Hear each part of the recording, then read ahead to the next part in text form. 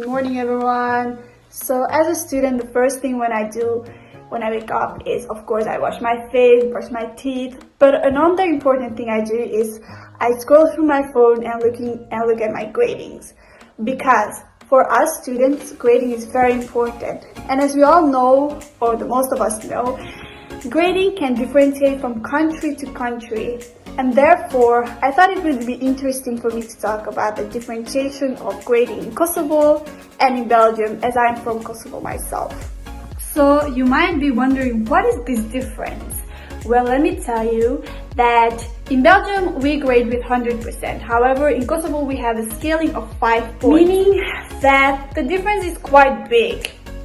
For some people, it might not seem big, but I can promise you that when you're from a country where they are grading you with 5 points and you go to a country where they grade you with 100%, it can be a difference because you experience a whole new level of grading. And that is the grading difference. I thought it would be fun to mention this, as many countries have different gradings, and also because next year a lot of students will be going on exchange, and therefore it might be interesting for those students to look at the grading difference that that country might have. I'm Elias, this is Jeet.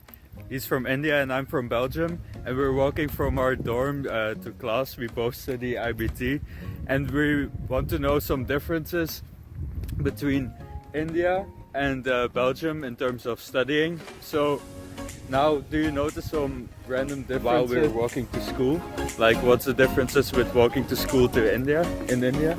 Well, like in India, I think I would definitely not walk to the school because it would obviously be too far from my home, like my place. And like if you talk about like studies, I think the studies here are more practically focused. And back in India, we have a lot of theory stuff. Also, you have mandatory attendances in Oh, you don't India. have this in India? In India, you do have mandatory attendances. Oh, okay, but not as much as here then. Yeah. Oh, okay. You always study in English in India, or is this also something new? In India, we do have a lot of languages, and each state has their own board, but we do also have like some central boards like throughout the country.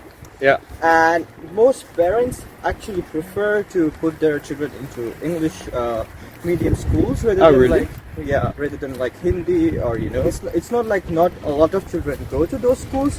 It's just that now there's like a changing trend, like more parents now want to put their children into like English schools.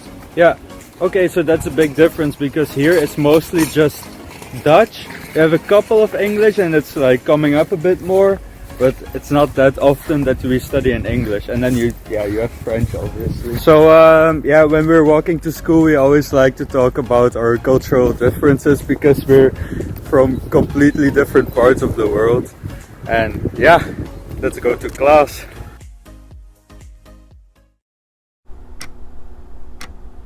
Hi everyone, my name is Joyce-Noreen Dilutete, and I'm going to talk about the differences in how you actually communicate with the teachers in America and in Belgium. So come with me and I'm walking on a day on a college students of a Thomas More student and American student. When it comes to actually talking to a teacher here in Belgium, you can otherwise send them a mail or even send them a mail through the app Canvas that has been designed for a lot of college students. In some cases, it is possible that some teachers will give you their personal numbers and you'll be able to call them or even text them. But when it's about talking to teachers in America, they would most likely to actually send an email rather than giving their personal contact number.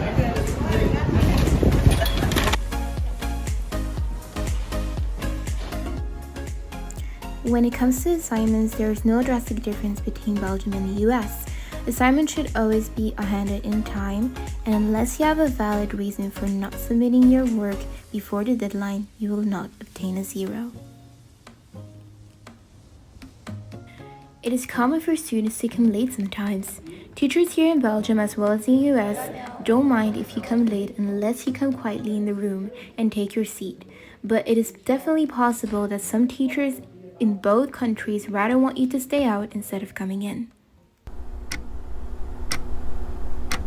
Hello guys, my name is Hichem and I'm an Erasmus student in exchange in Belgium. After a few months of having courses, I would like to share with you how I'm experiencing that.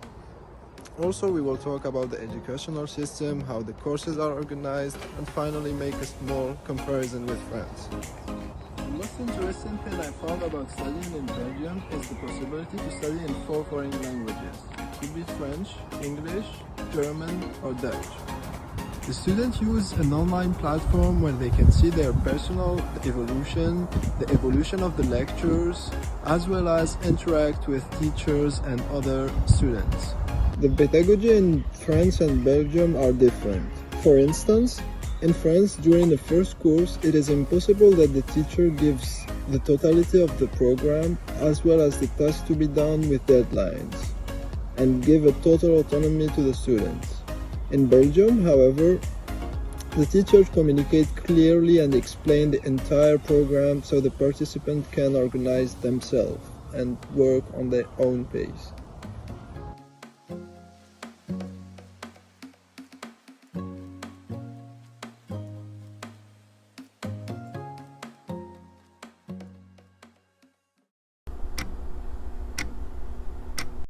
I'm Adrienn Vasas and I'm from Hungary, and I just arrived back from university, and that's my job to talk about what's happening after a long day of uni. Actually, this is really different, and this was the biggest shock that I get here. After you get back from uni, you have to work on your projects and assignments right away, every week, almost every day, and it's almost mandatory because your grade is based on this for the big part, like 60% or sometimes 80%, because these are big projects and you have to constantly work on it. But while back in Hungary, during the study period in the semester, we are not really forced to work on assignments. We don't really have assignments. We have a few projects for some of the courses, but it's not that common. And here you have to work for every class, and it's really graded. In Hungary, that's not the case. But actually, there the exam period is so much harder than here. The questions, it takes so much more time to prepare, to learn, and to take the test. And there is actually 2 periods which focused on tests and exams in Hungary. There is the midterm week, which is only 1 week in the middle of the semester. This is like you have to prepare for yourself. And the last 1 month of the semester is the exam period, where you have multiple exams, which are really hard actually, and you have to be prepared. And these are the days when we stop working, because the advantage in Hungary that because you don't have that much assignment to do, you can work in the weekdays as an intern if you want to and get paid for it. While here you really the stress is really spread out, because the stress is coming from assignments that you have to do week by week, so it's a little bit less stressful than the exam period in Hungary. On the other hand, you can learn how to manage your time. So yeah, that was a big shock coming from Hungary, and you can learn and take advantage in this.